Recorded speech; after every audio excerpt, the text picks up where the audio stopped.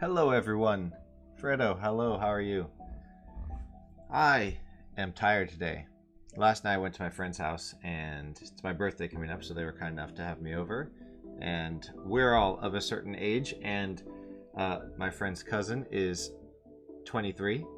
And whenever she's there, we end up staying up till 3:30 in the morning playing games. And I woke up for the stream this morning and I am tired. Suddenly, just as the stream was about to start, I started thinking, oh shit, I am tired. But we have some cool stuff to talk about. So, hello Jack. So let's get to it. So last stream, was it just yesterday morning? I was working on this loot box for the game Legend of the Stones. It's really cool. You can select a different item. This is all using the items module.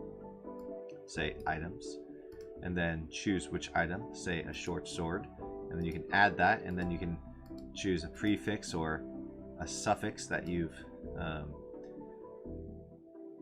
set. You can remove them, you can undo. Oh, apparently undo didn't work on that aspect. Okay, well that's something to do. You can remove them. Okay, apparently undo didn't work there. Who knows? But it was working yesterday. Just trust me on that one. But it's a really cool way to organize. You know, eventually it will be a really cool way to organize what's in the box, so that instead of other methods of populating the list, you can just kind of pick and choose from a list, click add, and then set whether it's going to be, you know, if it's a forced item or not. Which is cool, but I realized on my drive down to my friend's that this can be a module itself. Now, if you're not aware of the modules, go over to infinitypbr.com. There are some stuff down here about modules. There's also the scripting docs up here, which have a lot of scripting information about the modules and how to make use of them. Lots of videos, code examples, and other things. If you click the See All Assets, you'll get to the asset store with my affiliate link. Thank you very much. And you can find the modules either by browsing here or just search for modules or module. Comes up both ways. This is what you're looking for. Game modules bundle, flexible modules to save you time. There's a whole bunch of things in here. All the stats and skills, the items, dictionaries, inventory, some basic first person movement, character creation, game time, and soon to be loot. These are all designed to be flexible, and that also means they are designed to not tell you what to do, to not tell you how to do your game. Now, in some cases, like the inventory module, which this video is showing right here, if you don't want this kind of inventory, then don't use the inventory module. The inventory module is set up to be a visual inventory. Same with the character creation scene. If you don't want this character creation scene and you don't want to use my stuff, then don't use the character creation scene. But the other modules, the items, stats and skills, dictionaries, game time, etc., those are all very agnostic. You can use them in any project. And what I realized is essentially filling up loot, whether it be a box of loot, whether it, uses that in my inventory system or not from the modules, it is tied directly to the module system, as we could see by the fact that I was building out essentially a modules add-on, but in my own game. So I realized, okay, that should be a module itself. Obviously, it's going to make use of the items module. It probably will make use of the dictionary module. it would tie in closely but not require the inventory module. Oh, excuse me. Tired. And it might even tie in with the stats and skills in some ways. So I briefly started working on that over here in my modules project. Not as attractive as a project as Legend of the Stones. Hey, Tyler. But it is the actual project I use to make the modules, and they are bare bone demos when they are demos, and some of them don't have demos, but most do. And I started working on what this would be for a forced item, with the idea being, okay, well, a loot box is going to be filled with things like forced items. And in this case, there's going to be, this is not yet set up, this is just the raw scriptable object, but there's going to be the ability to create game modules, create loot, forced item, and then you can create a new forced item. So this can be quest item, or instead of quest item, you might call it level 1 weapons. And so now I will be able to populate. I know it's true. Just wait until you're over 40.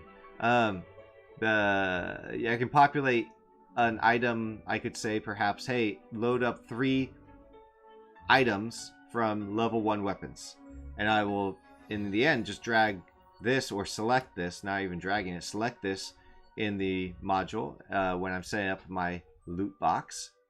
Whether that be a box or a bucket or a bag or something else entirely. It doesn't really need to be a box. But when I set that up, instead of having to say, oh, maybe I want a dagger and an axe and this, I can have these pre-set up, drag those in, and if I want to change them, I can just change them here. I don't have to go back to every box that might be making use of it. I only have to change it in one place, and it updates. That also means that if I change the name of an object, so if I say, you know, I have a knife, and I say, oh, it should be called a dagger, it shouldn't be called a knife. All I have to do is go to my items and change the name to dagger, from knife to dagger, and anything that references that will also be updated because they all use a unique ID. They don't reference the name itself, they reference the ID, which doesn't change. So it means that you're much more flexibly able to populate your game data. In a lot of games, the game data can be very dense. So especially for single devs, it's easier to use the system perhaps. So that's the gist of it. So there's also going to be the concept of, I think, world items, which will be just items in the world. It's probably a special list of items on the scene itself. And so, but we'll get there, because I'll make a demo scene and then I'll eventually move this to Legend of the Stones as well, and replace this with the official loot box module. That's the idea, because I think there's value in providing the basic setup for loot. I keep yawning. I apologize. I swear this just hit me like 5 minutes before the stream started. I just sat down, started checking YouTube, and then all of a sudden I was like, oh man, I'm tired. It's going to be a short stream tonight. That's what it's going to be. That's what's going to happen. I've got to open this window and get some fresh air too. Hold on 1 second. Talk amongst yourselves.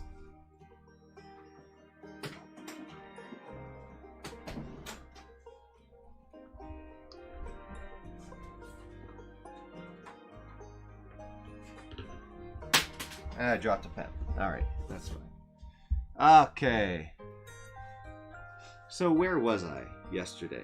I have no idea. I had just started. I created a README folder with no README. Demo with no demo. Except some items. Got an editor scripts, none. Scriptable objects, forced items. Alright, that's good.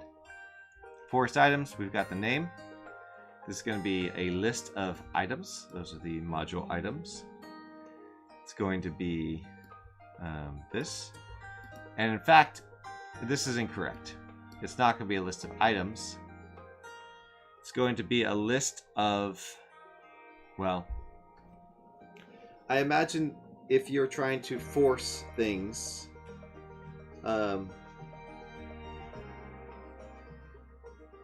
there are two ways of doing it. One, you want to force the very specific items.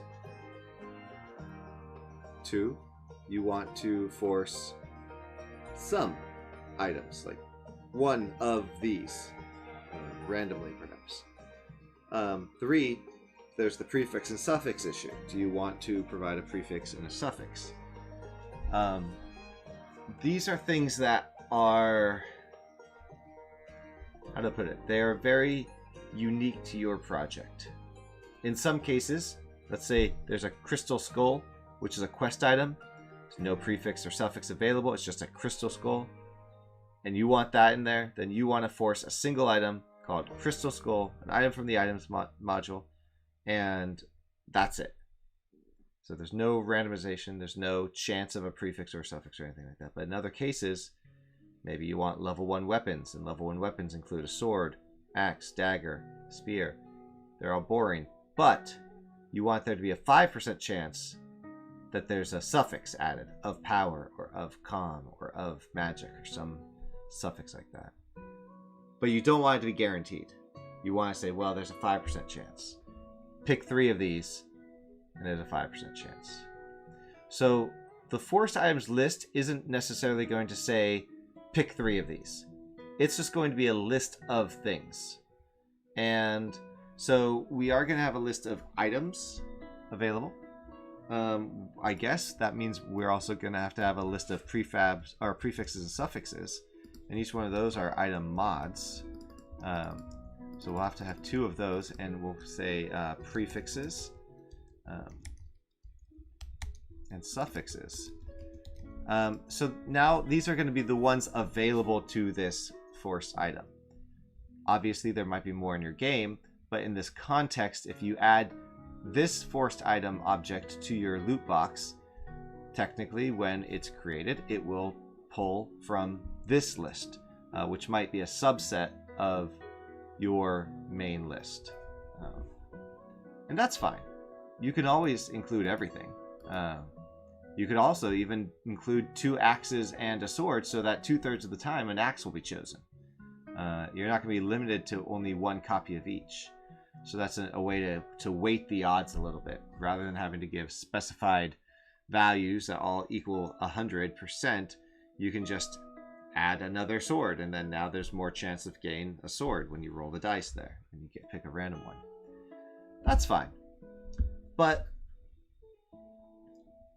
you might also want to say, I guess you might want to say specific, you might want to say random. But I guess that is a decision that the box makes. It's not a decision that this makes. This is simply a collection of items in an easy to reference packaging. Yeah. So I think this is probably fine. I'm going to update this. Prefixes and suffixes. And you can use to populate the force items in any loot box and guarantee these specific items or a random selection from these specific items.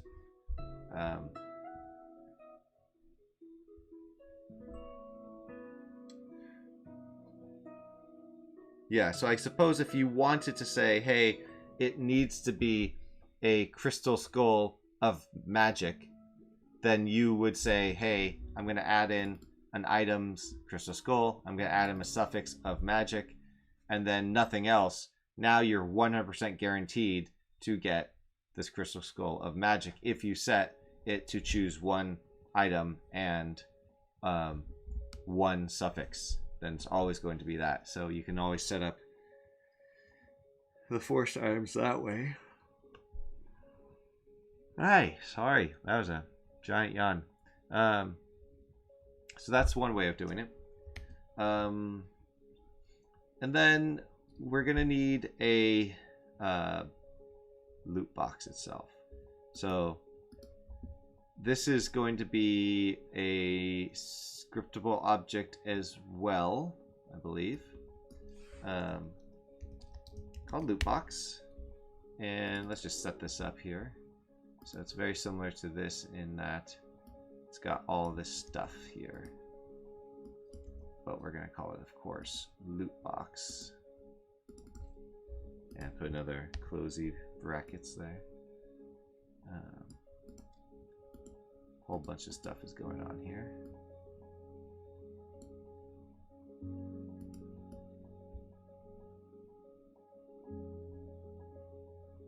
We're missing, oh, I must have deleted one of those. All right. And public class forced items. No, this is going to be loot box. And so we're going to create a new loot box up there. And what does a loot box have? It's got a unique ID. So we're going to copy this over just to have that there. And you can get it by calling the public UID, which is going to call or get the private GUI ID if it exists. Otherwise, it will create a new GUI ID and return that. So that should always stay the same once it's populated. And then what else is this going to do? This is going to be the box itself. So how you use this, again, can't stress this enough. How you use a loot box is entirely up to you. You could create a loot box for every enemy.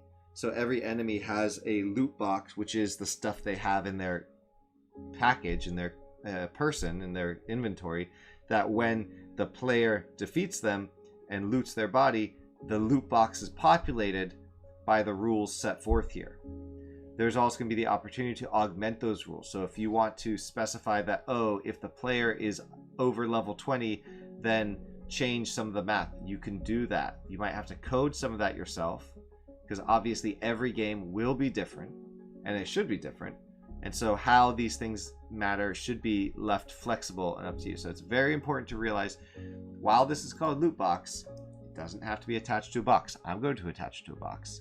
But I also might attach it to the bad guys, so that they each have their loot box. But what we need for this is we need a few things. We need a list of forced items. So say public list, list forced items, and equals, well, forced items. Not forced items is, we'll just say forced items. Equals new list forced items, and that's good, but that's not enough. That's not enough.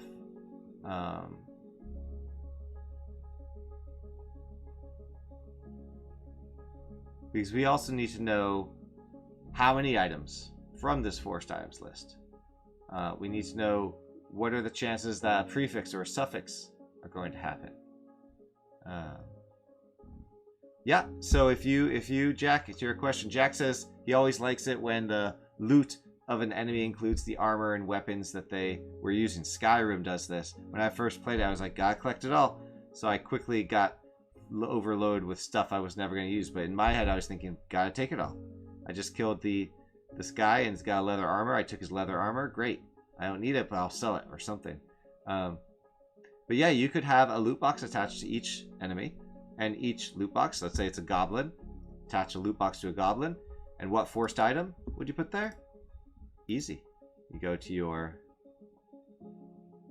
once this loads and compiles, you go to your forced items, you click create, game modules, create, loot, forced items, and you say goblin level 1. And you say, okay, well, goblin level 1 is going to have these items in it. And then you go back to your loot box, and we're going to create new loot box here. Create folder loot boxes. And you go back to your loot box, you create a new one. Game modules create loot box, and you call this goblin level 1. And now you attach this to your goblin. This is going to eventually have code to populate. Call that code. It will populate randomly. Maybe inject some code or augment it with code that you wrote. And then some of those forced items that you specify in the goblin level 1 be right here in the loot box, and then the player with your code can loot that loot box. Whether you use the inventory system I've created or you roll your own, doesn't matter. This doesn't care. All this does is said, hey, we now have loot in these in this loot box, and the loot happens to be the unique IDs of these various items. So if you want to loot it, just call a method to copy this item over to yours, and there you go. Now you've looted it. So it's very possible to do stuff like that, I would imagine. So we are now looking at forced items. So, but we don't want just a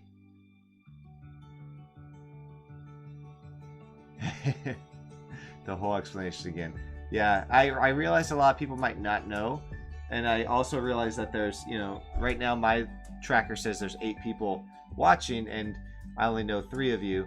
So some people might not know what the modules are all about, or how the theory behind them and the philosophy of them. And with anything that's vague, it gets kind of confusing. I know there's one nice guy on the Discord who is asking about a modification system, and I led him to the stream where we talked about that, and I implemented it for Legend of the Stones with the items module, and he said, great, I got that. Now how do I do stuff like damage over time? And I'm like, well, that's something you'd have to code for yourself, because while the modules will do a lot for you and make it easier in many ways to link large data sets together, in the end, how you use it is always going to be unique to your project. And these are not intended, except for the few cases where they are, to make things do a certain way. So modification system, it's really the item system used differently, and it doesn't say that you have to do any modification in any way, stuff like that. So that's what this is. And Jack, that's exactly what we're voting now. So what we really need here is not just a list of force items. We need a list of force items with some other variables around it, which means we need public class loot box forced item. And this is going to have a few things. It's going to have a forced items,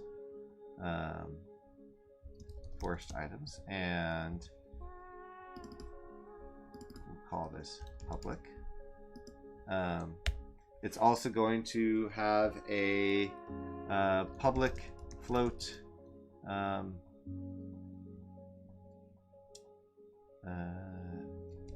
well, how about public int count equals 1. We'll just default it to 1. Or how about items to spawn. Spawn isn't the right word necessarily, actually, because that implies that you're creating. You're not actually. So we will say item count, and that's not going to be the number of items in the forced items. It's rather just going to be how many you're going to pick. So that's even going to be, maybe that's not as clear as it should be. And then we're going to say public float prefix chance, public float suffix chance, and we're going to call this 0.3. So there's a 30% chance and a 0.3 as well. And then F and F. And then we will also say public bool. We're going to call this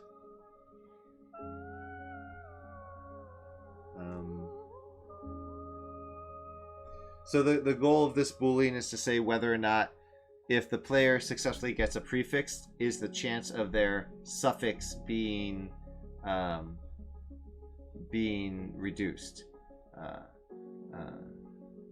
And I think in many cases you might want that. You might want to be like, okay, well, you're either going to get, there's 30% chance of a prefix. If you don't get that, there's a 30% chance of a suffix. If you don't get that, you just got an item. But if you get a prefix, you roll the dice, you get the 30%, great, you got a prefix. Is there still a 30% chance that you're going to get a suffix? I think in a lot of projects you want that reduced a little bit. We will say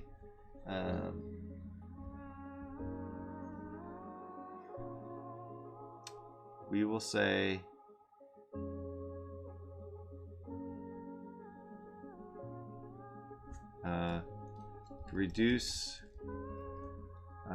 or was it combined chances or reduce chances? Reduce suffix chance on prefix success equals true. So we'll be pretty specific on that variable name there.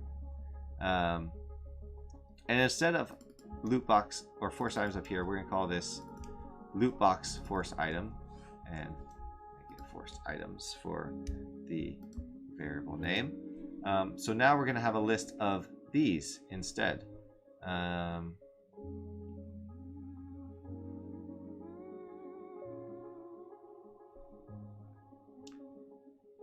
Yes, Tyler, that is one of the things. There's so many ways, and I'm going to be putting in debug logs in the methods pointing out where a user would probably want to write their own code.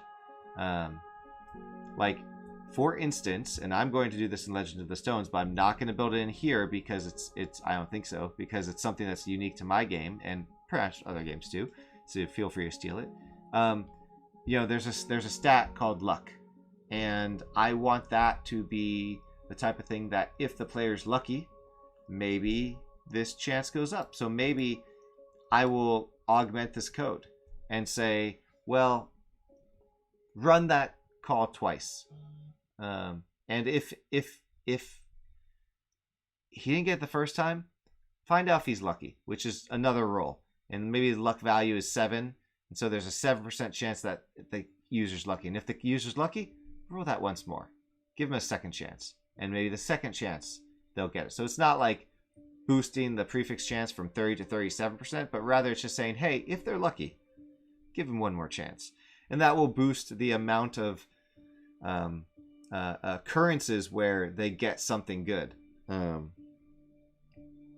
And that's something that I don't think I will be building into this, because not everybody needs something like that, and that just complicates things. If you don't need that, you're gonna be like, why am I don't even have luck as a concept, so what's the point?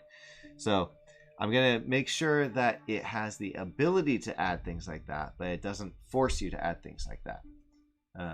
Even this reduced suffix chance on prefix success is, I'm hesitant about this because it is very specific, but I think it's reasonable, and you can always turn it off. So I do think it's more reasonable than more specific options. All right, so this is going to be loot box force types, and this is all just the setup right now. We're gonna have more methods about actually using it and whatnot. So we'll move that over, and so this is actually going to just be in the scripts. It's not a scriptable object, it's just a regular class. And now our loot boxes should have, oh, I know why. I know what's going on. It's not showing because I didn't make it serializable.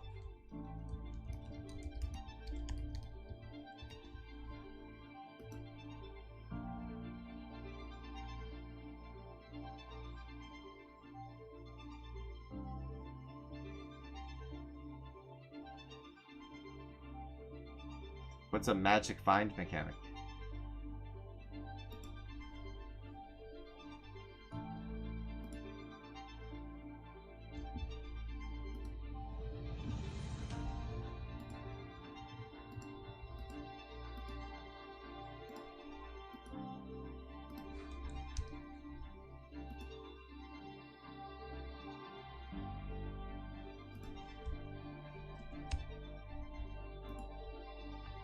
Alright, so that's going to be a loot box.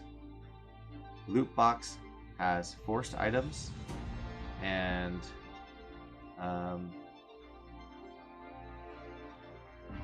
then a loot box is going to have not forced items.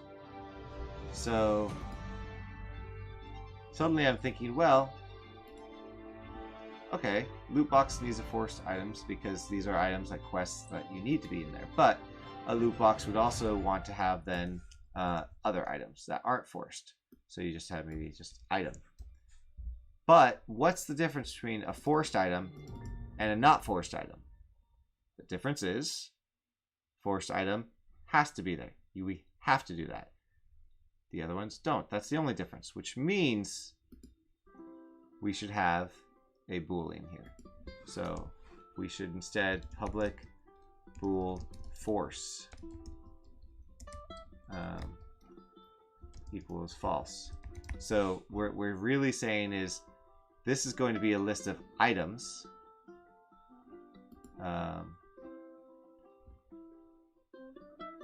And so instead of forced items, we're going to say loot items. We can say loot box items, actually. Maybe. And loot box items name. Oops.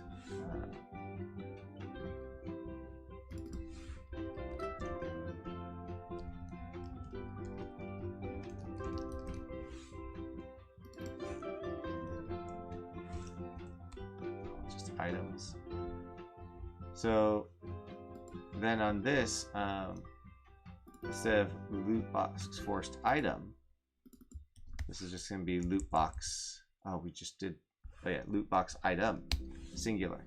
So we've got items. This is going to be a list of items. A loot box. Actually, this is not singular because this includes a list of items. Item group. And to be more specifically, it would actually be items group, because this is loot box items. And the loot box itself then would have a list of loot box item group, which is then called items groups. And each items groups can be forced or not forced. And if it is forced, then that means this item count will have to happen. If it's not forced, then it would be a minimum and a maximum range, which might include 0. So that we're going to need public int item count max. We'll set that to 3, and then we need public int item count min. Say 1, but what is the difference between item count and item min? Nothing, because you can set min and max to the same value, and that means that there would only be 1, perhaps.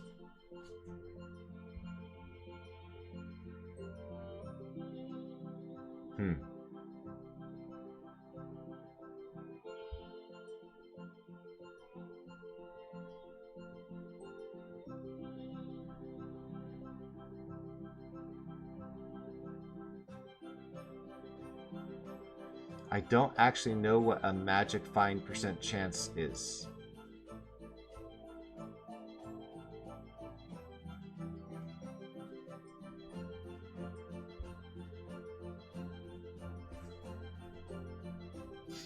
So the flexibility in the loot generator is going to be basic.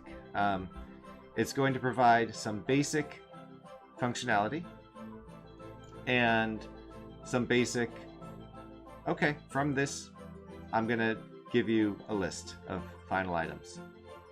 It's also going to provide the necessary locations where new methods can be injected or overridden.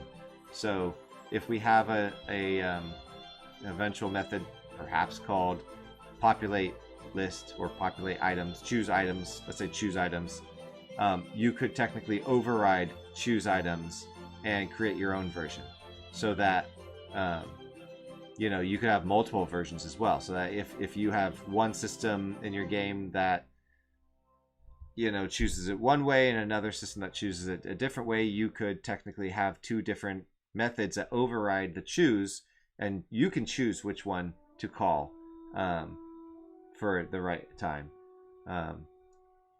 You'd still be making use of the module, you'd be making use of the structure, the architecture, the setup, and all that, but you would just be augmenting part of it for your own purposes. And I apologize. I am tired tonight. I probably should have thought about this and thought about taking a nap, but I had some dinner with my mom as well. She was away on a trip, so I went and had food with her and got no nap in, and now I am like, man, tired. Let's see how far I can get before I say, screw it, I need to nap. It's 5:30 in the afternoon, so it's... At what point does a nap become just going to bed? All right, we have all these things. So the loot box itself, this is the main thing, something that contains loot. We'll have a list of items groups. Those groups can be set to force or not force. You can have any number of them. It will fill itself up according to what you add here. So if you want, you know, there's a 90% chance or even 100% chance that you're going to get stuff, then that's something. All right, so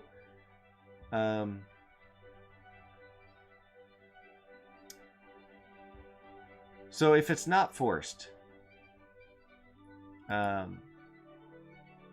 if it's forced, we're just going to have these be the same.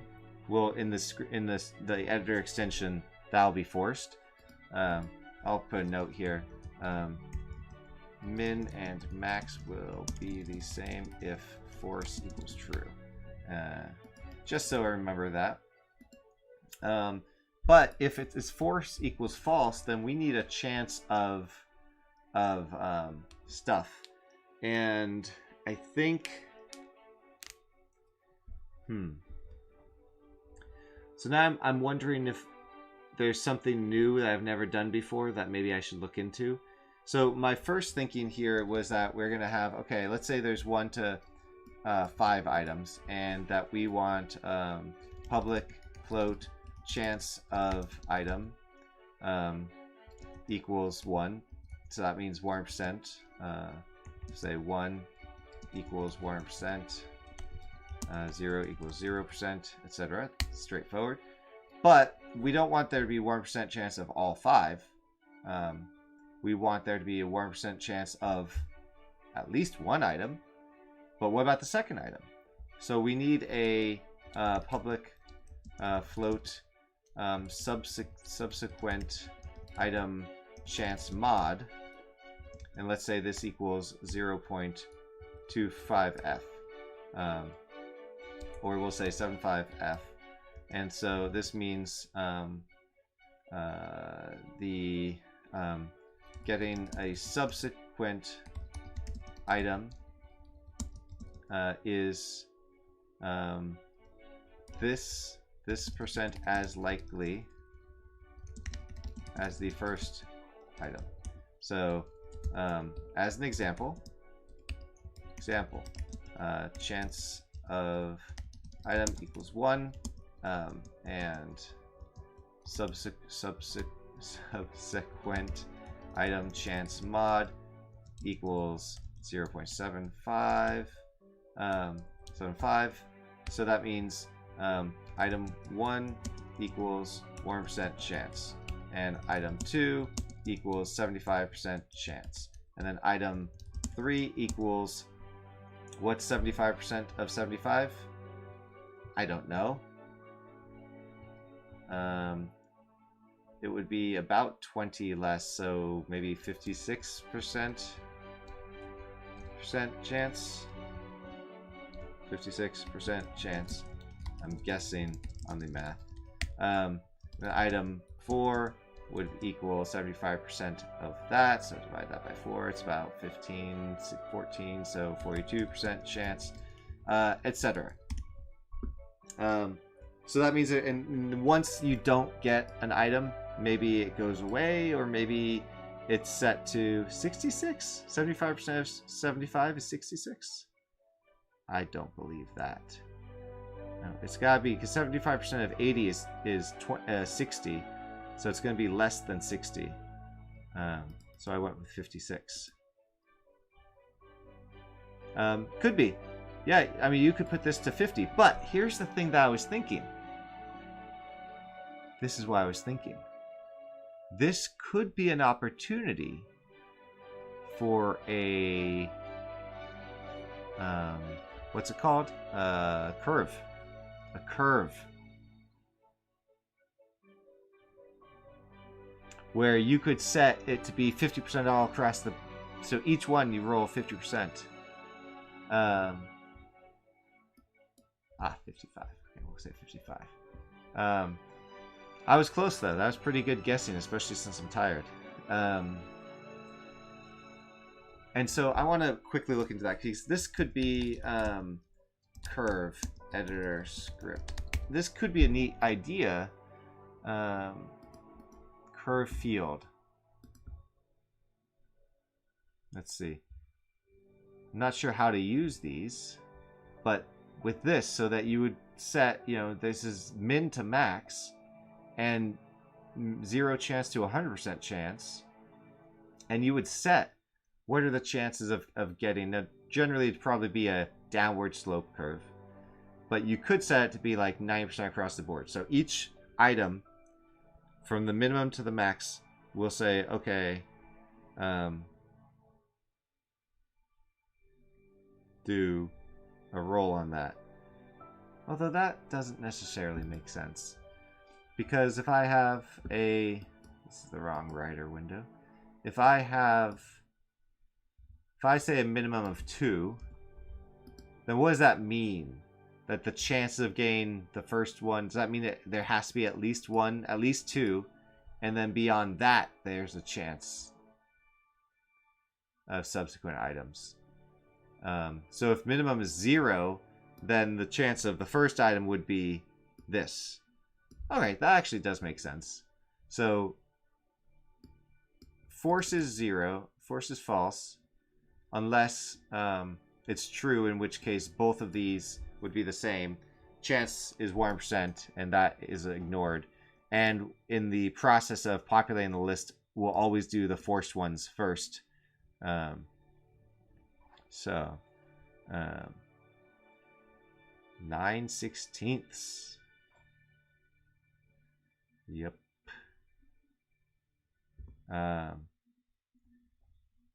Alright, so I was right. That was really good guessing on my part then.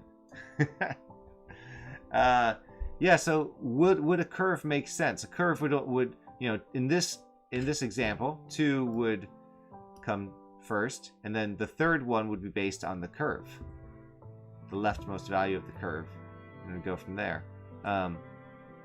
That's an interesting way of doing it, and I wonder if it makes sense.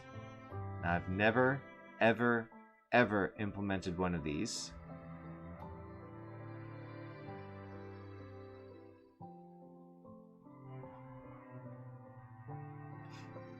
Yeah.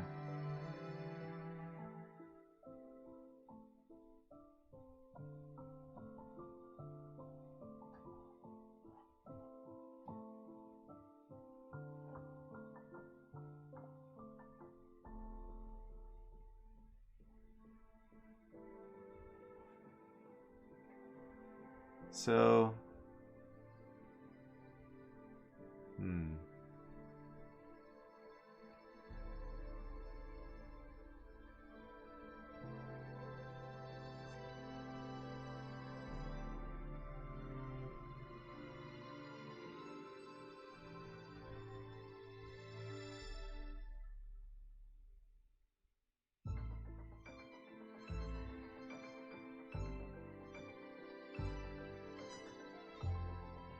what does it look like? Let's just see.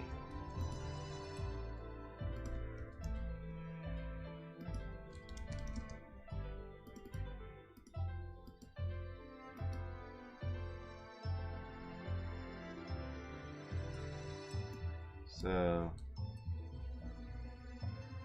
first, okay, we'll just see what does it look like in the inspector here.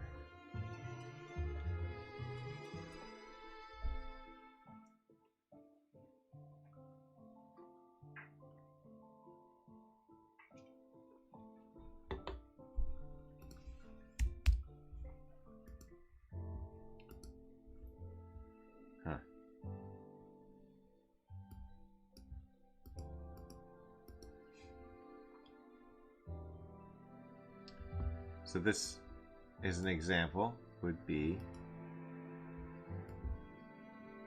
there's a 100% chance of getting the first item, and well, we'll put it down to 10% chance of getting the last item, and the curve goes down like this, where, oh, well, the third, fourth, fifth, then the other ones go down pretty fast. Or you could do this curve, or you could go this. And so you have a good chance of getting a few items and a small chance of getting a lot of items. So I think the curve is kind of cooler, right? It's cooler. Because I can imagine this really gets into the nuance of game design and the person who's designing the game, but I can imagine that, you know, in the first dungeon, you want people to feel excited, so they get a guaranteed of, 4 items. So you make a curve like this, and you're like, well, they're definitely going to get 4 items. And then after that, though, it's a fairly steep drop off. So they might get more, but they're going to definitely get 4. So in this world, we don't even need minimum items. You would just say minimum is 0, maximum is X, and this is the curve.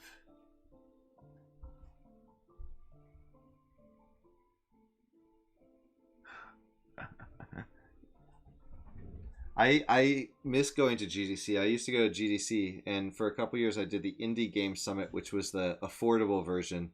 It's like $300 for a smaller selection of talks and stuff. And I would always go to the talks that I thought were interesting, and so many I would just start falling asleep in. But I still got value from it, but I was just could never stay awake in those. I felt bad. I would always sit in the back corner, because if I was starting to fall asleep, I'd leave in order to not be the guy who actually falls asleep.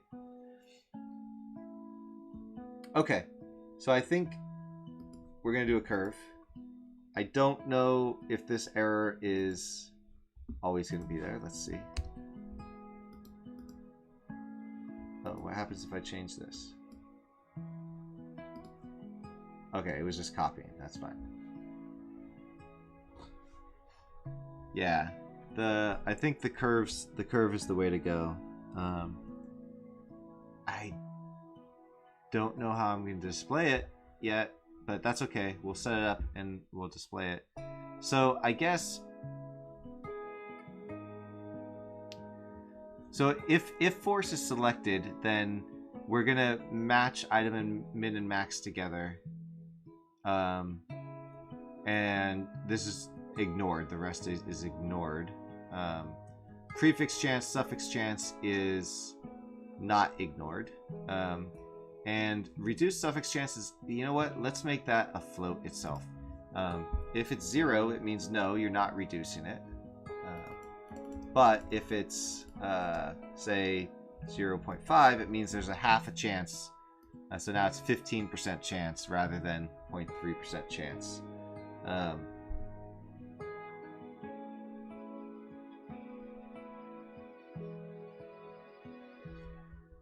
We could just say suffix chance on...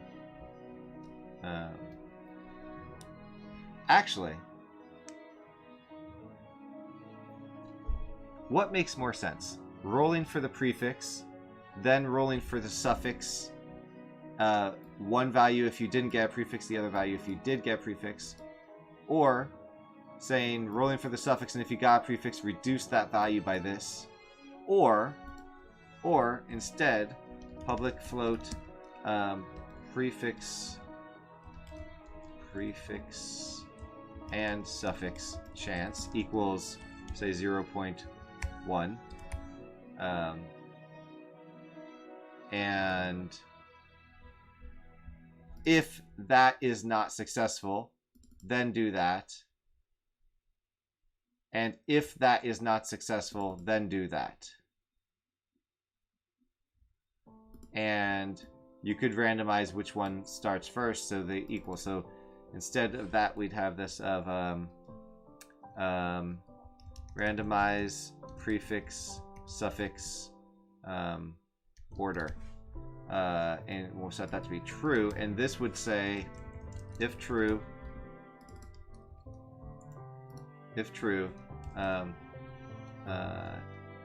after a negative roll for both prefix and suffix,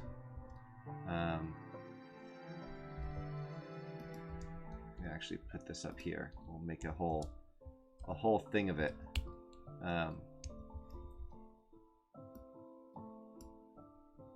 So if randomize prefix suffix order is true, after negative roll for both prefix and suffix, prefix or suffix will be rolled next. Which one is rolled will be randomly selected. So that way you don't know if the next chance is going to be prefix or suffix, because obviously whoever goes second is going to have a smaller chance of being successful. So since there's really only 4 options. There's none, both, prefix, suffix. There's only 4 outcomes. Obviously both is generally better, although that's not always going to be the case, I suppose.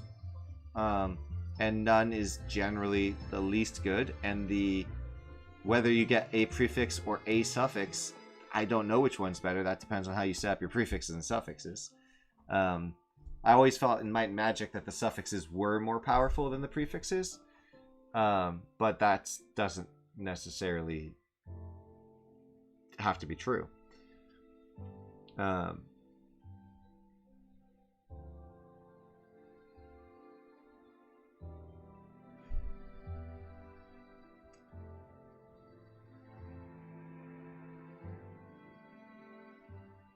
Yeah, that's exactly. It's not always the case. I don't know what's going to be better. I know for Legend of the Stones, I just don't know.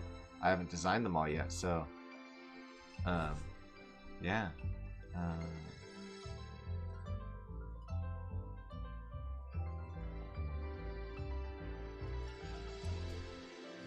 I mean, there is another consideration, and that's in some cases. Well, actually not really. I was thinking about magic books, and they can only have some suffixes, but this script will perhaps work with that too, because if we hop over to Legend of the Stones as it is today, let's see, we have items, we have our magic book, and magic book magic book suffixes. I haven't set these up yet, but we're going to say all suffixes, and then we're going to remove of com. And essentially, magic book will be able to use one of these suffixes. So even if magic book is the item and the suffix is rolled, yes, I can get a suffix, but none of these suffixes are in the list, then you still won't get a suffix. So that's going to be handled automatically. It's one of the automatically handled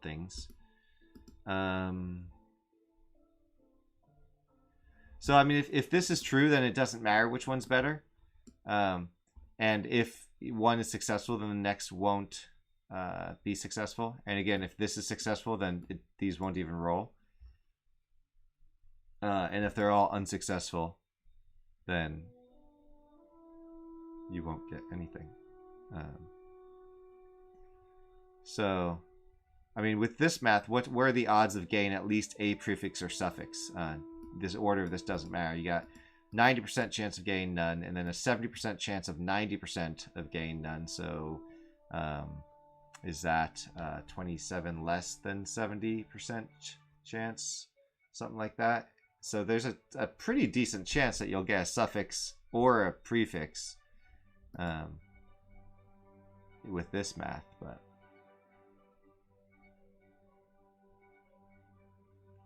could be, Jack. But really, I haven't built that yet, so it could be anything. And I imagine somebody else using the system might have a completely different way of looking at prefixes and suffixes.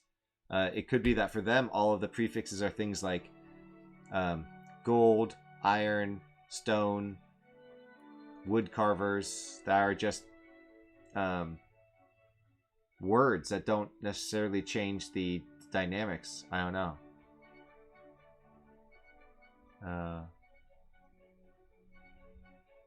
I'm not sure though. Maybe not. I don't know. But I want to keep it flexible. I want to keep it open for any way of doing it.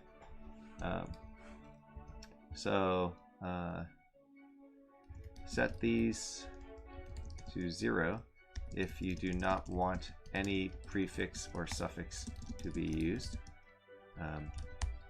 Or just don't include any prefixes or suffixes in the loot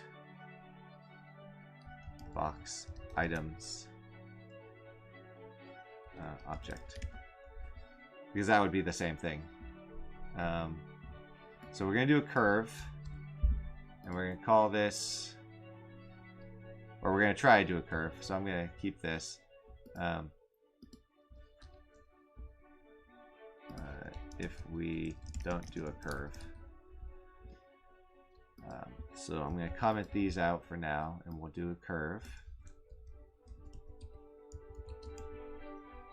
And we'll call this item chance curve, or I'm just chances.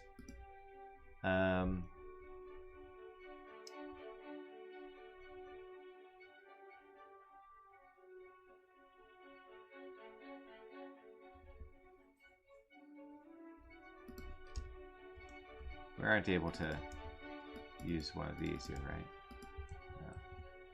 But can we, well, if we say public animation curve, get item chances curve, and then we will say return this, but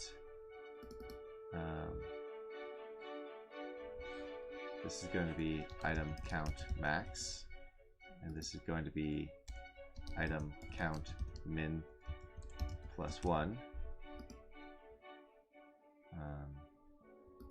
Value end is 1, value start is 1, value end is 0, and then put up here get item chances curve, and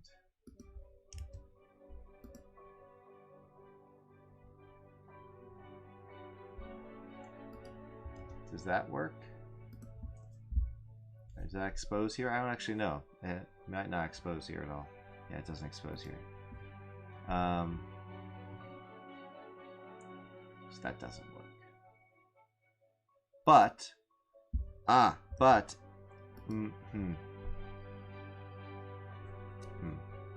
me see.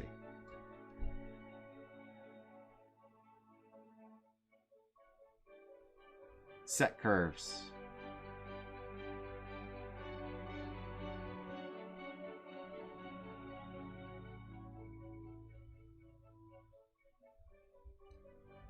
So we can do on validate.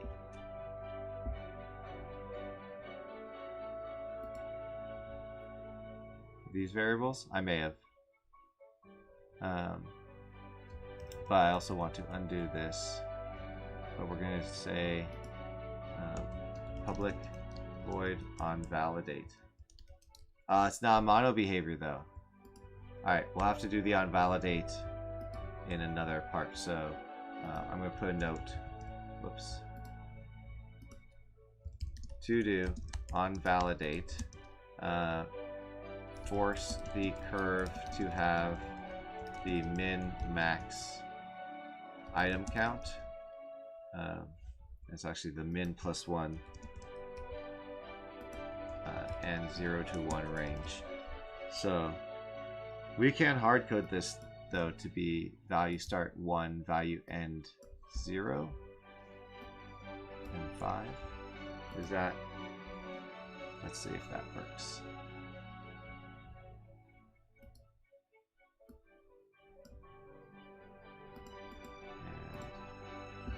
Let's see. Is that? This is, I don't know what this is all about. Editor 5.x. Are we using old code here? I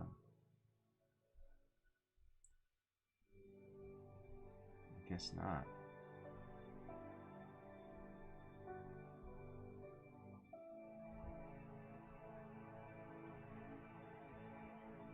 Curve field.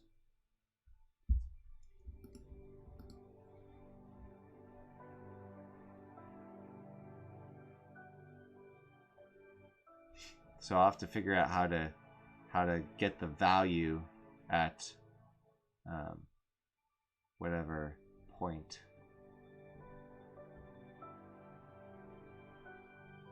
Yeah. But let's go with the curve for now. We'll fix the rest later.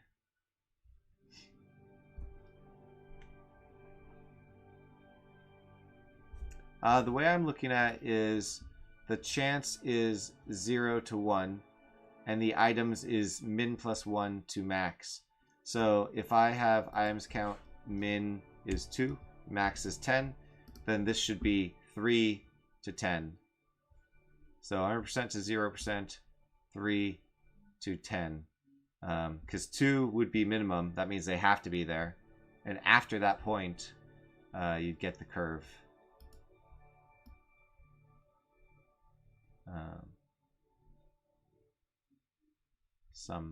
Some curve value.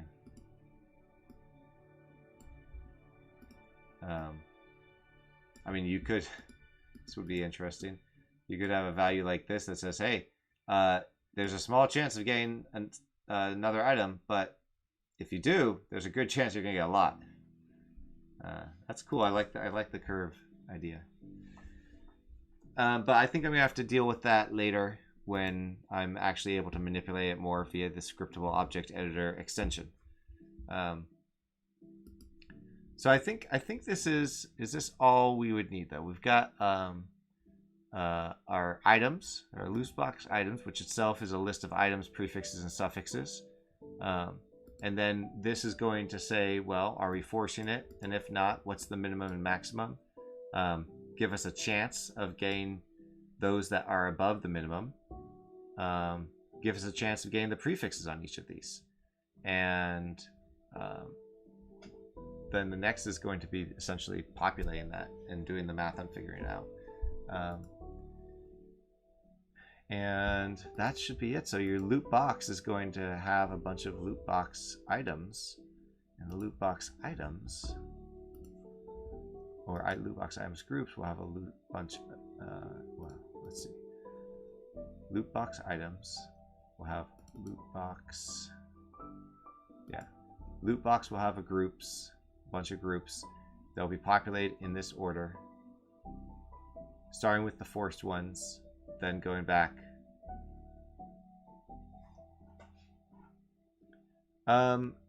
So if there's a minimum of 2, then that means there has to be 2, right? A minimum of 0 means there has to be 0.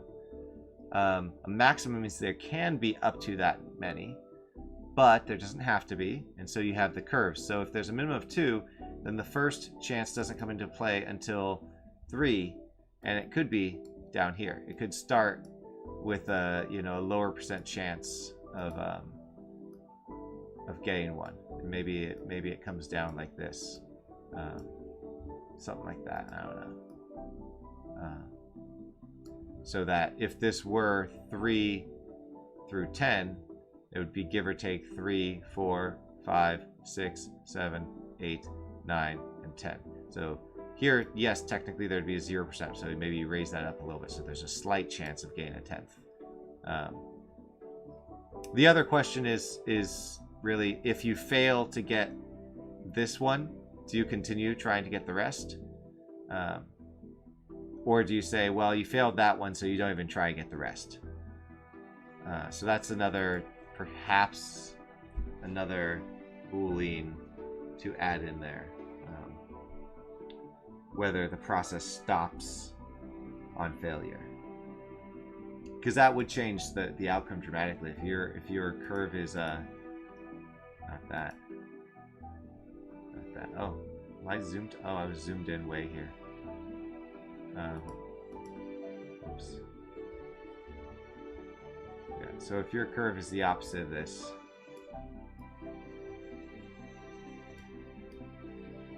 something like that. I don't even know what's going on here. Anyways, so if your curve was something like this, then always trying for each step is going to give you a lot more than saying cut off if you fail. Because that means there's not only a chance of not getting that item, but it's not getting all of these items. So that'll be another Boolean maybe. Maybe I'll just add that now as a reminder to myself. This would be public bool return on first failure, or stop after first failure equals true. If true, when populating items above minimum,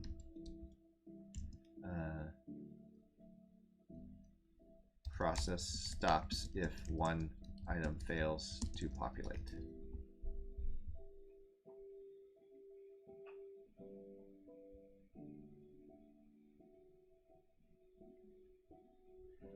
No, the curve gives a chance of getting more items.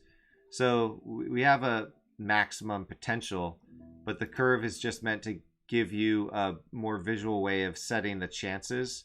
So you could have a smooth curve that like this in most cases, but you could also do something more extreme like that, where you've got a fairly high chance of getting all of them and then a lower chance of getting the rest. You could do a step curve like that. Something like that would work too. And I just imagine that there's different ways of doing it in different situations. Like the loot box after a big boss, you might want to be more of a high curve with a slower slope down, but maybe normal loot boxes will just be a more linear curve where it's going starts bottom. And in some cases you might want it to all be a high chance. I don't know. It really depends on all the different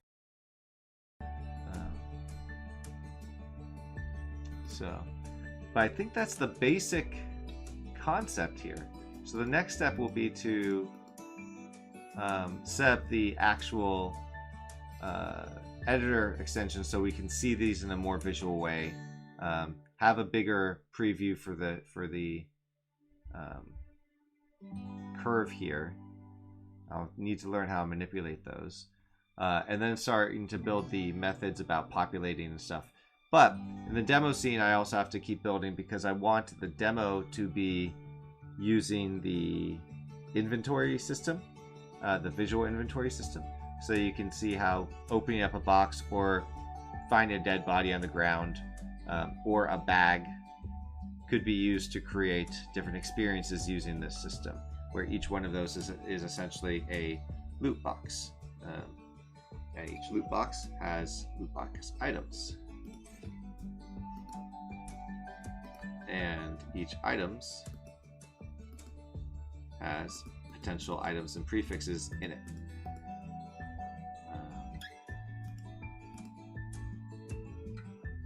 So this loot box might have some Goblin 1 items, and it might have some level 1 weapons.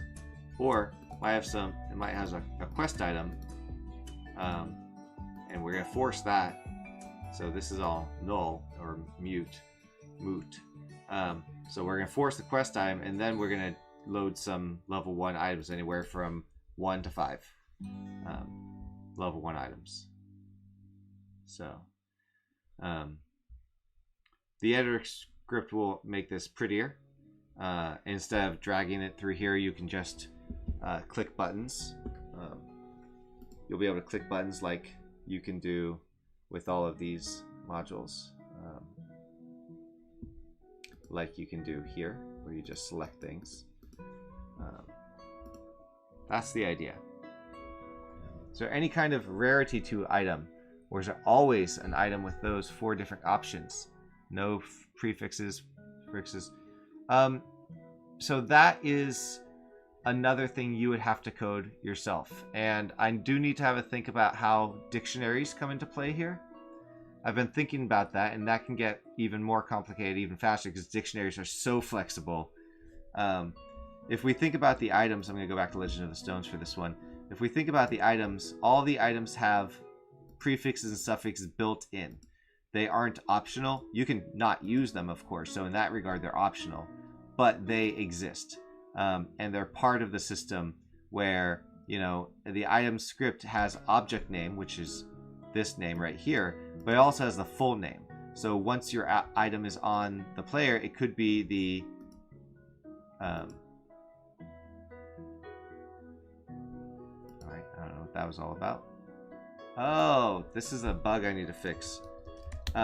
Sometimes if the field is selected and I go to a different panel, it will copy whatever's there to the different panel, which is really annoying.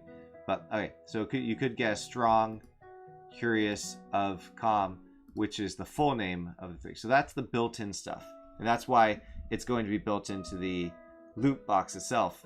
And I know that that defeats a little bit of the flexibility, but I feel like it's one of those relatively common things that is just really helpful to have built in.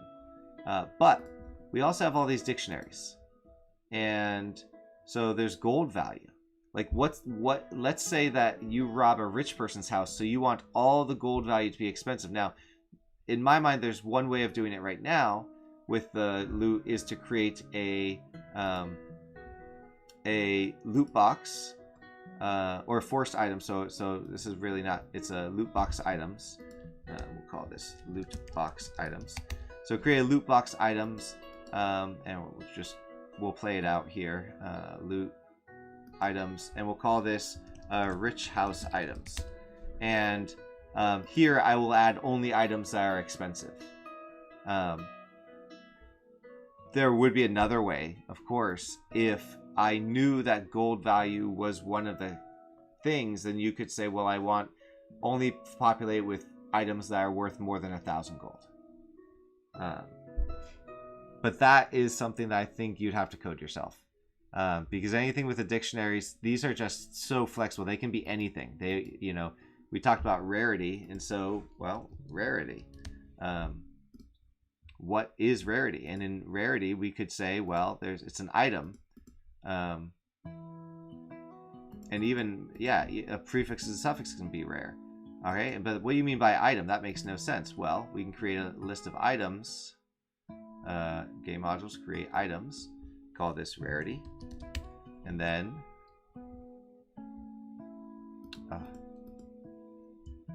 what was the somebody gave me the hotkey for re-importing scripts and I've forgotten it.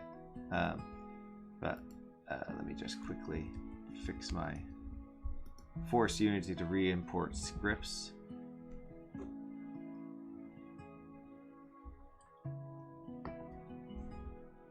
Hey, how come it didn't do it? Oh, because I did the wrong project. That's why.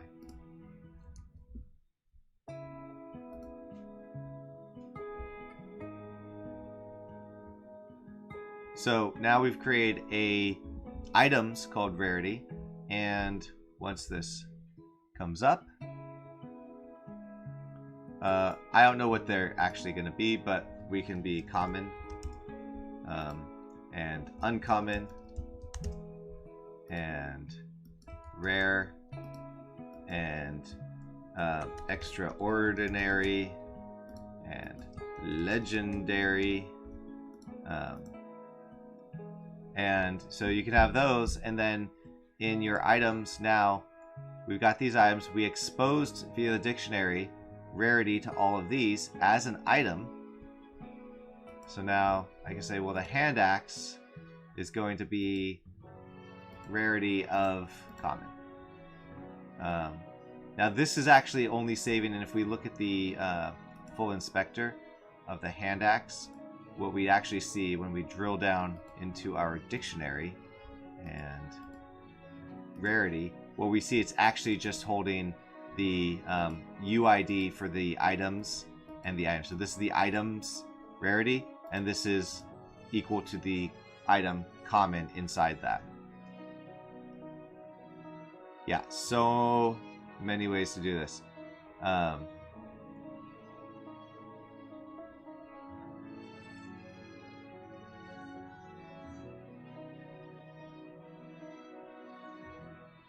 Maybe a boss has a 50% chance to drop a super rare item, both suffixes, opposed to a generic wolf is mundane. And so that's you know, as it is set up now, I think you can do that.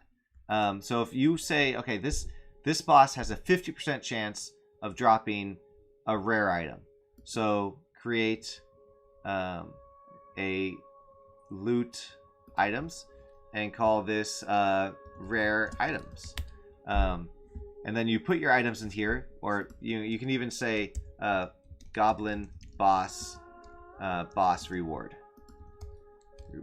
So that the goblin boss reward. When you defeat the goblin boss, you get a reward. You put in the items all rare, and so you can actually do this. You could say rare reward, rare, and then you can do a normal one.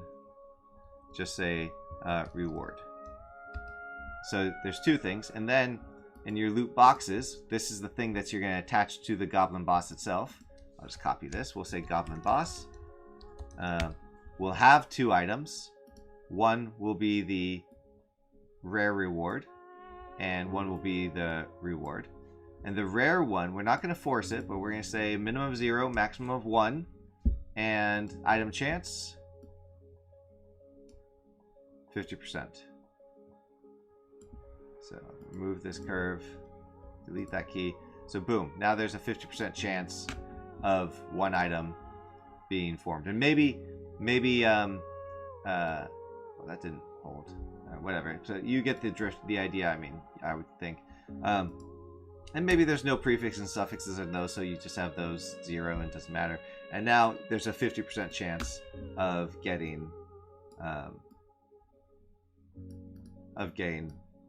a reward, a rare reward. And then after that, it will still run through. So it's going to do this one first, top to bottom. I'll have to build a reordering thing. That's another new thing I haven't done yet before. But top to bottom. So we'll do the rare one, and then we'll do the reward one. And maybe the reward one, well, you're always going to get at least 2, up to 5, and it's a steep curve down. So you're definitely going to get 2, probably going to get 3. In fact, if it's here, you're definitely so probably going to get 3, and all that. So it'll go down the list that way. So that's how I would do it as of right now. Essentially, just build out the lists you want, name them appropriately. They're all scriptable objects.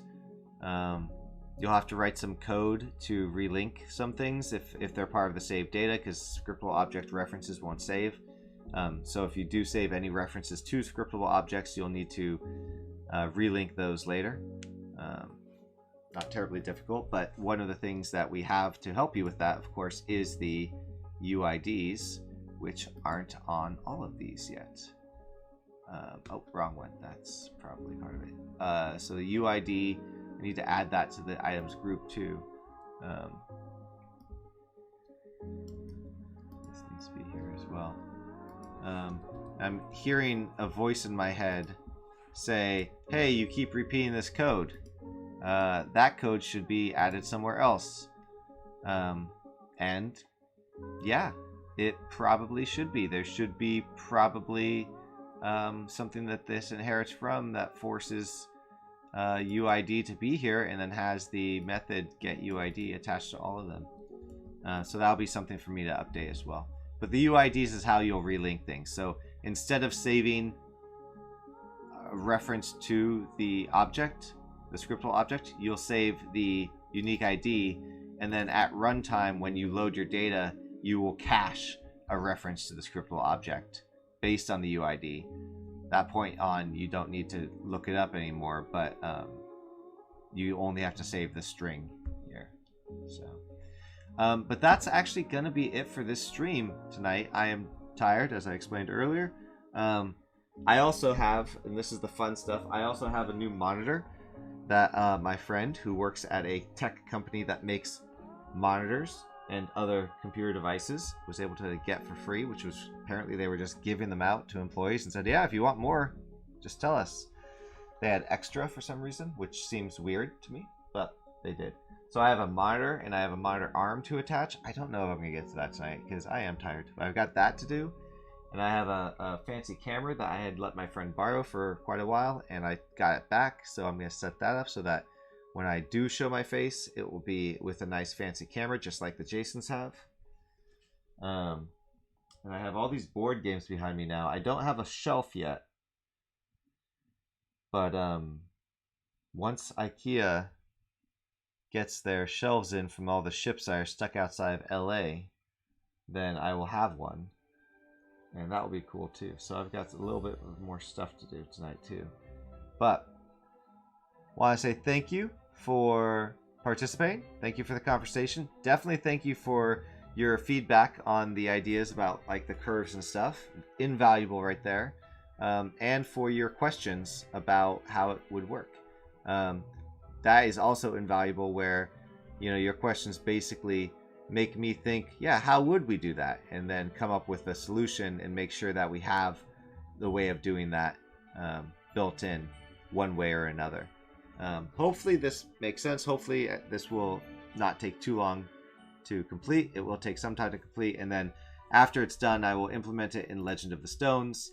Dog food it a little bit, basically eat my own dog food and add anything that I need to add to it for this. That other people would need, and then I will add it to the modules bundle.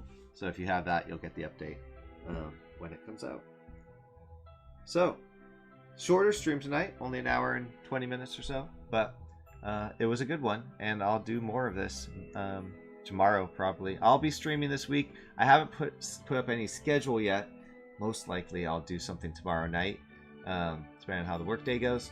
Yeah, so definitely look out for a schedule, and like and subscribe, share, and have a great night and day. Thanks, everyone.